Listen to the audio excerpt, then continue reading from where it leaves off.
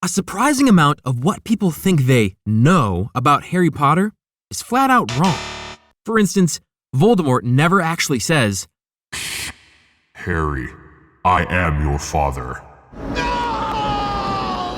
Wait, never mind, that's Star Wars. Anywho, from spells that don't work the way fans assume, to characters whose reputations were completely rewritten by fandom, these myths have survived for decades. Today, we're breaking down 30 of the most widely believed but totally incorrect Harry Potter facts and explaining what the books and Rowling actually say. Myth 1. Harry was a Horcrux. Harry was never a Horcrux because a Horcrux requires a specific, deliberate spell to bind a torn soul fragment into an object. Voldemort did not cast that spell on Harry. Instead, when Voldemort's killing curse rebounded in Godric's Hollow, a damaged piece of his soul broke free and attached itself to the only living thing in the room. The books describe Harry as an accidental container, not a Horcrux, and Rowling confirmed this multiple times. Unlike real Horcruxes, Harry isn't a mobility aid designed to help a 400-kilogram quadruped go. Wait, Horcruxes? Man, that's the last time I used ChatGPT to write one of these scripts. What I meant to say is, unlike real Horcruxes, Harry did not have protective enchantments surrounding the soul shard, nor was he intended to anger Voldemort to life. He simply carried a fragment that influenced his thoughts, his connection to Voldemort, and his ability to sense emotions. In practical terms, Harry was more like a magically unfortunate backpack. You know, like the one Dora the Explorer carries around, but not as purple. Myth 2. Neville was the real chosen one. But I am the chosen one. Okay, sorry. Look, we all know that the kid who played Neville grew up to be a certified hunk, while Daniel Radcliffe is still the same scrawny dork he was in Harry Potter and the Philosopher's Stone. But in terms of J.K. Rowling's wizarding saga, Longbottom was always meant to be a red herring. The prophecy described a child born at the end of July to parents who had defied Voldemort 3 times, meaning the description fit both Harry and Neville. However, the prophecy never identifies who the chosen one actually is. All right then, keep your secrets. The determining factor is Voldemort, who chooses his target based on his own interpretation. By attacking Harry, he marks Harry as the chosen one, and unintentionally fulfills the prophecy's final clause that the Dark Lord will mark him as his equal. Neville could have become the chosen one had Voldemort chosen him, but since Voldemort acted first, the magical outcome locked Harry into that role. Neville's story shows that potential and prophecy are 2 different things. One predicts a path, the other depends entirely on a villain making a very dramatic choice. Myth 3. The killing curse cannot be blocked. The killing curse cannot be blocked by a standard defensive spell, which is where the myth comes from, but it is not unstoppable. The books demonstrate multiple countermeasures.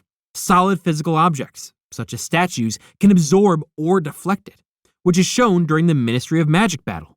Certain magical interactions also interfere with it, including priori incantatem, which occurs because Harry's and Voldemort's wands share the same phoenix feather core. Additionally, unique enchantments, like Lily's sacrificial protection, can neutralize or reflect the curse entirely. The curse's reputation stems from its simplicity. A direct hit equals death. But in practice, the wizarding world offers several ways to avoid, interrupt, or redirect it. Unblockable, in this case, means don't try to parry it with a shield charm, unless you want to die tired. Human or otherwise, it's your call. Myth 4. Slytherin House is full of evil people. Slytherin House is built around ambition, leadership, and strategic thinking, not an automatic desire to commit felonies before graduation. The Sorting Hat repeatedly states that no house owns moral superiority.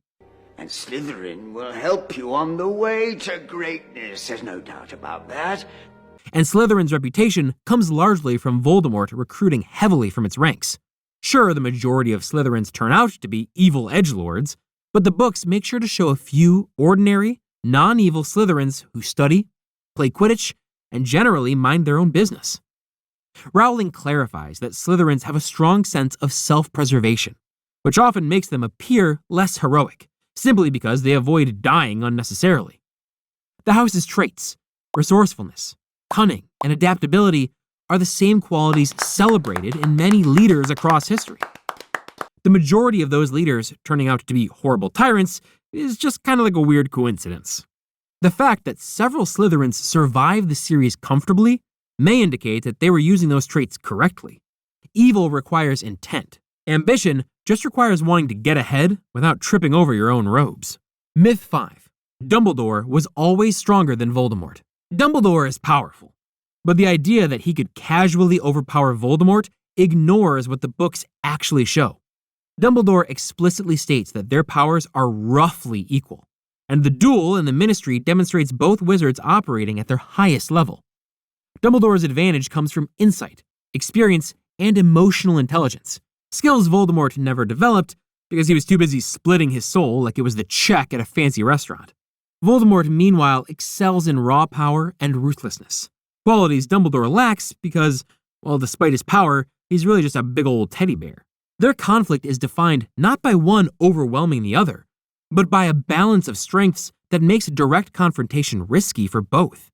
Dumbledore avoids killing Voldemort in earlier years because he lacks full knowledge of the Horcruxes, not because he's waiting politely. The balance between them is what creates the narrative tension, not a one-sided power gap. Myth 6. Hermione always acts logically. Hermione is defined by intelligence, but assuming she behaves with perfect logic at all times ignores multiple scenes where emotion drives her decisions. She punches Draco after months of frustration. Let's go! Quick! Let's go! Run! Not a word to anyone, understood? That felt good. Which is not listed in any magical problem-solving textbook. She confunds Cormac McLaggen during Quidditch trials, demonstrating that even the most rule-focused student can bend regulations when the stakes involve Ron's self-esteem. Spew is another example. Motivated entirely by compassion, it overlooks the complexities of house elf culture and their differing relationship to freedom. Hermione's logic is strongest within academic settings, but personal relationships, social justice causes, and emotional triggers routinely override her rational approach. Rather than diminishing her intelligence, these moments highlight her humanity. Even the brightest witch of her age occasionally makes decisions powered by feelings instead of flowcharts. Where have you been? Never mind, off to bed, both of you. Hogwarts is, after all, brimming with witches and wizards in the throes of puberty. It's a miracle the place is still standing with all those hormonal teens running around carrying sticks capable of obliterating someone with just a word. Myth 7. Ron is useless comic relief.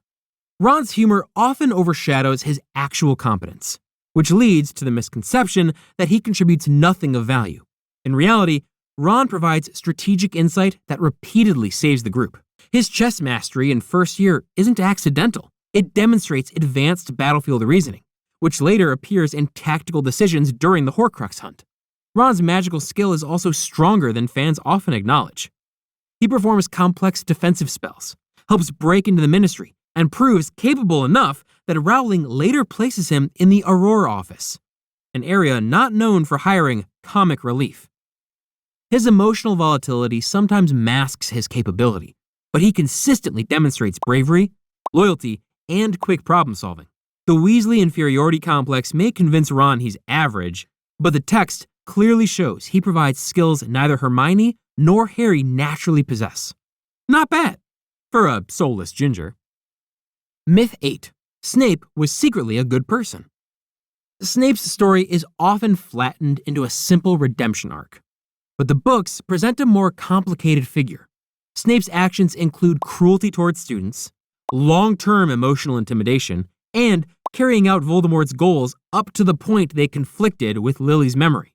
Snape is basically the wizarding equivalent of an incel. Rowling has clarified that Snape is not a hidden hero. He is a flawed, damaged man who chooses certain heroic actions because of personal loyalty rather than moral conviction. His bravery in spying for Dumbledore is significant, yet it coexists with persistent bitterness, bias, and vindictiveness. You and Black, you two of a kind, sentimental children, forever whining about how bitterly unfair your lives have been. Snape protects Harry because of obligation, not affection, and he mistreats other students while doing it. Understanding Snape accurately requires accepting both parts of him. He performs heroic acts, but he is neither warm, noble, nor secretly virtuous beneath the surface. He's a dick. It's just, sometimes he's a dick who does the right thing. Myth 9. Wands choose wizards based on personality. Wand lore, as described by Ollivander and expanded in Rowling's Pottermore essays, emphasizes compatibility of magical style rather than personal characteristics. A wand responds to how a wizard channels magic. Things like intensity, precision, emotional range, and innate magical rhythm. Personality may correlate loosely with these traits, but the wand does not assess moral compass, favorite color, or how often the wizard forgets homework. Furthermore, wands can shift allegiance through skill, mastery, or disarming, showing they evaluate magical command more than personality traits. Even the Elder Wand, the most temperamental of them all, judges power ownership, not character. The myth likely arises from observing that certain wand woods align with certain archetypes. But these are tendencies, not personality tests. In short, wands are tools with preferences, not mystical therapists choosing ideal clients. Myth 10. Dementors kill people. Dementors do not kill. They remove the soul through the Dementor's kiss, leaving the body alive but permanently empty. Like my ex-wife, am I right? Lupin explains that the victim continues functioning biologically, breathing, eating, and existing, yet loses all consciousness, identity, and humanity. The person cannot think, feel, or recover because the soul, in wizarding terms, is the essential seat of self. The kiss is so feared not because it ends life, but because it leaves a living shell incapable of interaction or awareness.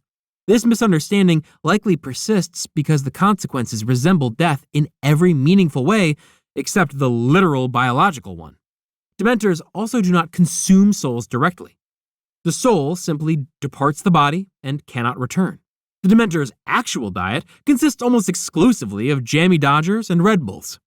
The Ministry's willingness to use Dementors for punishment reveals more about their ethics than the creature's capabilities.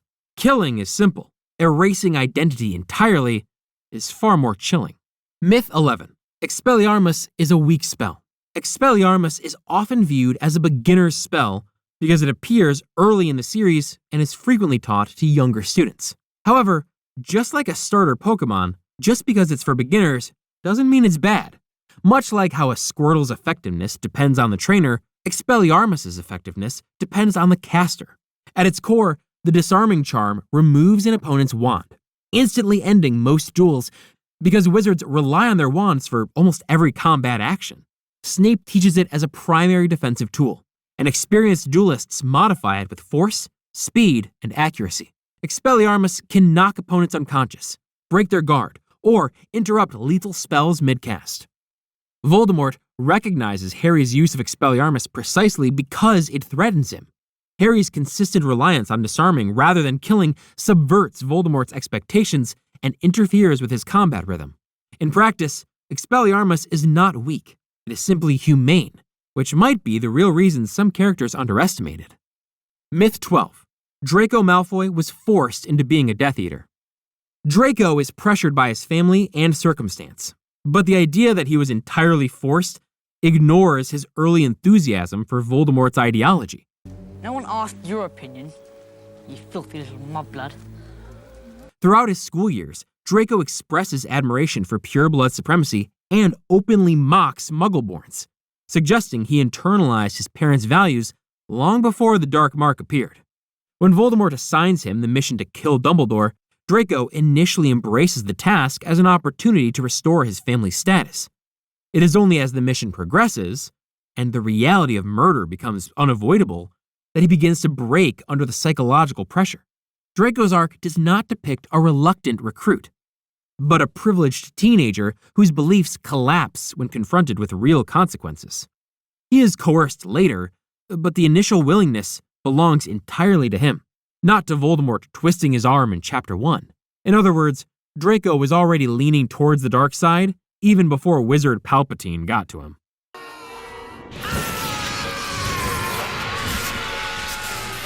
Myth 13. The Elder Wand makes its master invincible. The Elder Wand is powerful, but it does not override basic limitations like skill, strategy, or the laws of physics. Dumbledore explains that wand strength depends primarily on the wizard using it. The Elder Wand amplifies magical ability, but it cannot transform an average duelist into an unstoppable force. In other words, if you sucked at magic without the wand, you'll still suck with it. Just because the Elder Wand looks like a sex toy doesn't mean using it will get you laid. Of course, we're not saying it could get you laid either. The wand's reputation for invincibility comes mostly from its history. Powerful wizards won duels with it, and stories exaggerated the results into legend. In practice, the wand's main quirk is an unusually strict loyalty system. It performs best for the wizard who has legitimately defeated its previous master. Even then, it does not prevent tactical errors, physical injury, or magical countermeasures. Grindelwald and Dumbledore's duel was legendary, not because of the wand, but because both wizards were exceptionally skilled. The wand is an amplifier, not a cheat code. The Elder Wand belongs to the wizard who killed its last owner. You killed Dumbledore, Severus. It was at this moment that he knew. He fucked up. Myth 14. Polyjuice Potion completely removes your identity. Polyjuice Potion changes physical appearance, but it does not override every identifying trait. Reading? I didn't know you could read. The voice is not guaranteed to shift convincingly, meaning impersonation often requires acting skill rather than pure magic. The potion also struggles with mismatched body types. Characters who transform into someone larger or smaller often feel uncomfortable or unstable. Magical signatures, such as a wizard's aura, remain identifiable to enchanted objects and certain spells. On the other hand, if you have really bad body odor, the potion should mask that, provided you don't use it to transform into anyone equally stinky. The potion cannot replicate non-human DNA properly, which is why Hermione's transformation into part cat persists until magical treatment is applied. Polyjuice grants exterior mimicry but leaves internal characteristics unchanged. This is why impersonators must still navigate social cues, personal history, and behavioral expectations.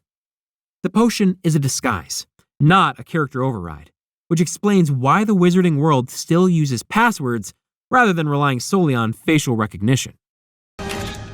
What's the password? What? Myth 15. House elves are unintelligent.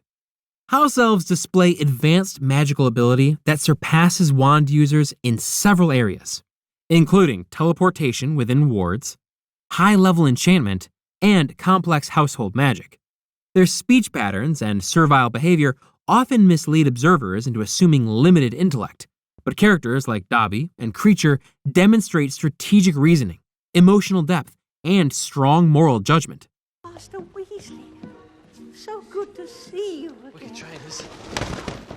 Elves understand complex instructions, analyze human motives, and make independent decisions when emotionally motivated. Their culture values service as an expression of identity, not intellectual inferiority. This is why the Society for the Promotion of Elfish Welfare fails initially. Hermione misunderstands elf culture by interpreting it through human morality. Dobby waits on humans hand and foot because he was bred for it, not because he's too dumb to get a job waiting tables at the Three Broomsticks Inn. House elves possess knowledge of wizarding households, magical artifacts, and ancient traditions, sometimes exceeding that of the witches and wizards they serve. Their loyalty is learned, not innate, and their magic reflects capability rather than simplicity. Underestimating them says more about wizards than elves. How dare you defy your masters! Dobby has no master. Bitch! Myth 16. Animagus transformations require no effort once mastered. Becoming an Animagus is one of the most difficult magical processes in the series, requiring years of discipline and absolute control over one's magical and emotional state. Even after the transformation is mastered, maintaining stability demands concentration. McGonagall explains that a single mistake during the training stages can lead to permanent disfigurement or uncontrolled partial transformation.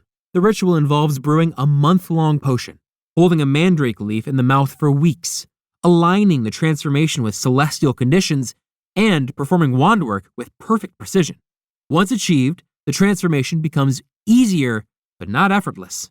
Fatigue, stress, or emotional instability can disrupt it. Animagi also retain human awareness while in animal form, which requires mental focus to prevent instinct from overwhelming thought. The convenience shown by the Marauders reflects talent and practice, not magical autopilot. If you live in the wizarding world and just have to turn into something cute and fuzzy, you're better off just letting a werewolf bite you like Lupin did. Sure, it's painful, shameful, and many wizards will consider you a monster, but at least you don't have to wait a whole month for some dumb potion to cook. Seriously, all that magic, but the wizarding world doesn't have microwaves? Myth 17. Patronuses can't change. A Patronus is a magical projection shaped by a wizard's emotional landscape. So, when that landscape shifts dramatically, the Patronus can change as well. Rowling notes that trauma, love, loss, or profound identity shifts can alter a Patronus's form. This is why Shape's Patronus mirrors Lily's, and why characters, such as Tonks, display altered Patronuses during significant emotional states. The idea that a Patronus is fixed comes from students learning the spell at a young age, long before most major life changes occur. Patronuses reflect a wizard's deepest protective instincts, not a static symbol chosen at birth. The transformation does not indicate weakness or instability. It signals that the wizard's emotional core has evolved. In short, a Patronus is not a permanent reminder of emotional immaturity, like that tramp stamp I got my junior year in college. It is a magical mood ring with very high production value. Myth 18. You can apparate anywhere instantly. Apparition is fast, but it is far from universally accessible.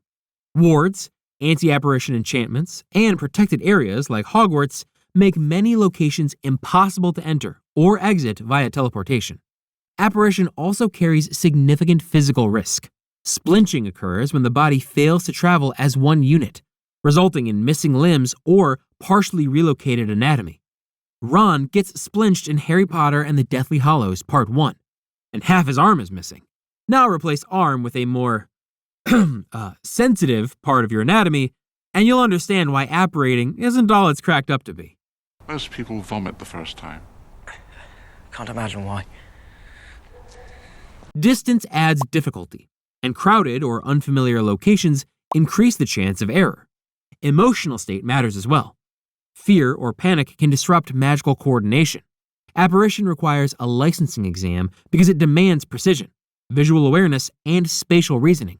Wizards often choose other transportation methods, not out of preference for inconvenience, but because apparition is unreliable when wards, safety protocols, or environmental barriers interfere. It is quick, but it is neither omnipotent nor idiot-proof, as the Ministry's paperwork likely reflects. Myth 19. All goblins hate wizards. Goblins are distrustful of wizarding authority, but the idea that they harbor universal hatred toward all wizards oversimplifies a very old political disagreement. Their tension comes from conflicting views on ownership and rights. Goblins believe that crafted items belong to the maker, not the purchaser, and should return to goblin hands when the owner dies. Wizards, unsurprisingly, disagree, leading to repeated historical conflicts. Despite this, individual goblins form cooperative or even friendly relationships with wizards. Bill Weasley works comfortably with them, and Gripbook initially helps Harry before their partnership collapses over conflicting definitions of fair. Goblins judge wizards based on behavior, not species, and their mistrust reflects centuries of political inequality rather than blanket hatred. In modern times, goblins dislike wizarding government policies. Not every wizard who walks into Gringotts with a withdrawal slip. Myth 20. Dobby was freed forever once given clothing. Dobby's freedom from the Malfoys is legally binding. Master has given Dobby a sock. But house elf magic does not automatically erase a lifetime of conditioned loyalty and cultural expectations. Rowling clarifies that elves view service as a core part of their identity, which means that receiving clothing breaks the contract with a family, not the internal desire to serve. This is why Dobby immediately seeks employment at Hogwarts, where he can continue working under fairer conditions. Additionally, house elves are bound by ancient magic that structures how they interact with masters, households, and orders. Freedom removes the master, but not the underlying magical framework. The misconception comes from treating elf liberation as identical to human emancipation, when the two operate under different cultural and magical properties. In short, Dobby is free, but he is still an elf. Just one with personal boundaries and socks. Myth 21. The Marauder's map shows everything. The Marauder's map shows the layout of Hogwarts and the names and movements of individuals within it, but it has important blind spots. It cannot display inanimate objects, magical artifacts, or the precise conditions inside protected spaces. The most notable limitation is the Room of Requirement. When the room is in use, it becomes undetectable, and the map reflects only a blank area. Additionally, the map cannot identify the true form of someone using Polyjuice potion or disguise magic. It shows the person's actual name, not their appearance, which is why it exposes Barty Crouch Jr. in Goblet of Fire. The map is impressive, but it is not omniscient. It does not reveal passwords, spells, hidden objects, or intentions. It is a surveillance tool designed by 4 very clever rule breakers, not a magical satellite system. Oddly, one of the things the Marauder's map does show is if 2 people at Hogwarts are shagging. Thanks to Harry Potter and the Prisoner of Azkaban's end credits, we know that any students getting busy will be totally exposed by the map. Whether the map itself is a pervert, or Harry's dad and his friends were just super horny when they made it, I'll leave it up for you to decide. Myth 22. The Resurrection Stone brings people back from the dead. The Resurrection Stone does not resurrect anyone. It produces a non-physical echo shaped by the holder's memories and emotions. Unfortunately, the non-physical Echo Stone doesn't have the same ring to it as the Resurrection Stone. These summoned figures have awareness and personality, but they're not alive, cannot interact physically, and cannot return to the world of the living. They function more like magical projections than restored individuals.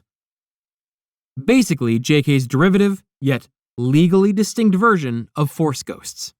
Rowling describes them as shadows, comforting but incomplete. In Deathly Hallows, Harry sees his parents, Lupin, and Sirius through the stone, but they explicitly state they cannot remain with him permanently. They offer guidance because the magic draws on Harry's emotional understanding of them, not because their souls have physically returned. Does it hurt? Dying. Quicker than falling asleep. The misconception arises because the objects of the Deathly Hallows are often treated like mythic miracles, yet each has limitations. The stone grants reassurance, not resurrection, making it powerful, but profoundly bittersweet. Myth 23. Voldemort couldn't feel love because of the Horcruxes. Voldemort's incapacity for love predates his experiments with soul-splitting. In Half-Blood Prince, Dumbledore explains that Tom Riddle was born from a loveless union, his mother under the influence of a love potion, and grew up without any genuine affection. My parents didn't really get along either, so, hey, I totally get it. This absence shaped his emotional development long before he discovered dark magic. Horcruxes damaged the soul further, intensifying cruelty, instability, and detachment, but they do not erase feelings that never existed. Tom's early behavior, manipulation, cruelty to peers, a fascination with domination, shows a persistent lack of empathy independent of later magical corruption. The Horcruxes amplify his worst traits. They do not create them. Voldemort does not fear love because of magical vulnerability, but because it represents a type of strength he never understood, and therefore could never counter through threats or spells. Myth 24. McGonagall is strict and humorless. McGonagall's stern appearance often hides her sharp, dry humor and occasional playfulness. The books frequently show her smiling at students' antics, quietly supporting harmless mischief, and delivering deadpan comments that go unnoticed by less observant readers. Why is it, when something happens, it is always you 3? Believe me, Professor, I've been asking myself the same question for 6 years. She can also turn into a cat. That's fun, right? That was bloody brilliant. Oh, thank you for that assessment, Mr. Weasley. Oh, come on. Like you wouldn't jump at the chance to poop in a box and lick your nethers in public. Her early interactions with Harry and Ron reveal a teacher who recognizes potential long before the students do. She also joins in celebrations, supports Gryffindor victories, and even laughs during tense moments. Her disciplinary style is rooted in fairness rather than severity. She punishes to maintain order, not to intimidate. Furthermore, her loyalty to her students and colleagues is profound, and she shows warmth in subtle ways, such as gifting Harry his first broomstick or protecting students during wartime. McGonagall has rules, but she also has personality. The combination is what makes her effective. Stern does not mean humorless. Myth 25. Werewolves lose all memory after transformation. Lupin explains that werewolves in full transformation operate with diminished humanity, but they do not lose all awareness or memory. Their human mind is suppressed, yet traces of instinctual recognition remain. It's like when your uncle has a little too much eggnog on Christmas and gets blackout drunk, yet still somehow remembers the time your older brother tricked you into eating a cat turd. I was 3, Uncle Ernie. When are you gonna let it go? This is why werewolves may show selective aggression, territorial behavior, or reactions to familiar scents. The Ministry's strict regulations, such as requiring wolfsbane potion, exist because the transformation creates a dangerous hybrid state, not a complete mental reset. Without the potion, the werewolf's dominant mindset is predatory, making conscious control impossible. However, Lupin notes that certain emotional impressions linger after the transformation ends, including shame, exhaustion, and fragmented recollections of movement or fear. The idea that werewolves have zero memory is convenient for folklore, but the books present a more nuanced reality. Diminished cognition, not total amnesia, which explains both the danger and the tragedy of the condition.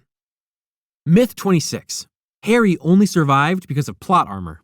Harry's survival follows a series of explicitly stated magical mechanics rather than narrative coincidence. Lily's sacrificial protection creates a blood-based defensive enchantment that Voldemort cannot break, binding Harry to safety as long as he lives with Lily's blood relative. Now you know why Harry tolerated living with those horrid Dursleys even after he was skilled enough to Avada Kedavra the whole lot of them. The twin core connection between Harry's and Voldemort's wands further disrupts lethal spells during direct confrontation, a phenomenon explained through wand lore and demonstrated in Goblet of Fire. Later, Voldemort's resurrection incorporates Harry's blood, unintentionally extending the protection and preventing him from killing Harry directly. These combined factors create layered magical defenses that operate consistently through the series. Calling it plot armor ignores the rules Rowling establishes early on and reinforces repeatedly. Harry is protected not by luck, but by a long chain of magical consequences triggered by Voldemort's own choices and overconfidence. The boy who lived, come to die. Myth 27. Voldemort feared Dumbledore's magical power. Voldemort feared Dumbledore, but not solely, and not primarily, because of raw magical strength. Dumbledore represents an emotional competence Voldemort cannot understand. In Half-Blood Prince, Dumbledore explains that Voldemort fears both his abilities and his capacity to love, trust, and inspire loyalty. Like most edgelords, deep down, Voldemort is a sullen teen afraid to make any real emotional connections. Unlike Giga Chad Dumbledore, whose Riz allows him to aura farm all day. Sorry, my boss said I should try to appeal more to Gen Alpha viewers. Where was I? Dumbledore's insight into human nature allows him to anticipate Voldemort's strategies, manipulate information, and counteract long-term plans. Voldemort interprets love as a weakness, which leaves him blind to the advantages it provides, such as alliances, sacrifice, and moral conviction. This creates a tactical imbalance. Dumbledore understands Voldemort's mindset, but Voldemort cannot comprehend Dumbledore's. Their duel in the Ministry shows equal magical capability, but their philosophical difference is what unsettles Voldemort. In other words, he fears Dumbledore's worldview as much as his wand work, a problem no amount of dark magic can solve. Myth 28. Wands can be mastered only by winning duels. Wand allegiance is influenced by defeat, but dueling is only one of several pathways. In Rowling's wand lore, a wand recognizes control, not theatrics. If a wizard disarms, overpowers, or otherwise subdues another wizard, even non-violently, the wand may shift loyalty. This includes scenarios where the previous owner surrenders, is captured, or loses control of their wand through strategy rather than force. In other words, it's canon that you can win somebody's wand through a game of rock, paper, scissors. The Elder Wand is the most dramatic example. It switches allegiance when Draco simply disarms Dumbledore, not when Voldemort defeats anyone. Loyalty can even transfer indirectly, as the wand responds to the chain of mastery rather than specific spells cast. The misconception persists because wizards treat wand ownership like a prize-fight tradition, but the magic underlying it is more nuanced. Wands respond to power, intent, and authority, not just whoever wins the loudest duel. Myth 29. Hogwarts is the best magical school in the world. Hogwarts is iconic within the series because the narrative focuses on its students. But Rowling explicitly states that each major wizarding school specializes in different disciplines and none holds universal superiority. Castelo Bruxo in Brazil excels in magical creatures and herbology. Uagado in Africa is renowned for wandless magic, a skill that Hogwarts barely touches. Mahautakoro in Japan has the highest academic standards and a strict performance tradition that encourages mastery. Durmstrang emphasizes martial magic and elemental control, giving its students a reputation for disciplined combat proficiency. Ilvermorny in North America blends multiple traditions, producing versatile graduates who eat too much, talk too loudly, and carry their wands in a holster right next to their guns. Hogwarts' strengths include defense against the dark arts, transfiguration, and charms, but it falls behind in areas like wandless magic, martial spells, and magical creature handling. The belief that it is the best reflects narrative bias, not global ranking tables. Myth 30. The Ministry of Magic was purely incompetent. The Ministry's failures during Voldemort's return create the impression of systemic incompetence, but the institution functions effectively during ordinary periods. Its departments regulate international magical trade, uphold secrecy protocols, manage transportation, enforce wand laws, and oversee dangerous creature control. The collapse during Order of the Phoenix stems from political pressure, denial, and public relations concerns, rather than inherent inability. Cornelius Fudge prioritizes maintaining authority over acknowledging Voldemort's return, resulting in misinformation campaigns and security negligence. When leadership changes, the Ministry's capabilities improve quickly, demonstrating that structural knowledge exists but requires accountable leadership. Even during crisis, individual departments, like the Department of Mysteries, continue functioning with precision. The Ministry is flawed, bureaucratic, and occasionally corrupt, but not universally incompetent. Its problems mirror real governments. The system works until leadership stops listening to reality. It's not the Ministry that's incompetent, it's the people who work there. Even after correcting all 30 myths, there's still one thing fans argue about more than anything else: the supposed logic gaps hidden inside the wizarding world. Some are misunderstandings, some are misread scenes, and some actually are problems the books never fully explain. J.K. Rowling is only human after all. So, if you want to see which plot points genuinely break the rules of the universe, which ones look like contradictions, and which ones fans have been getting wrong for years, the next video goes through all of it step by step. Click here to see the biggest plot holes people still argue about, and which ones actually hold up under the canon.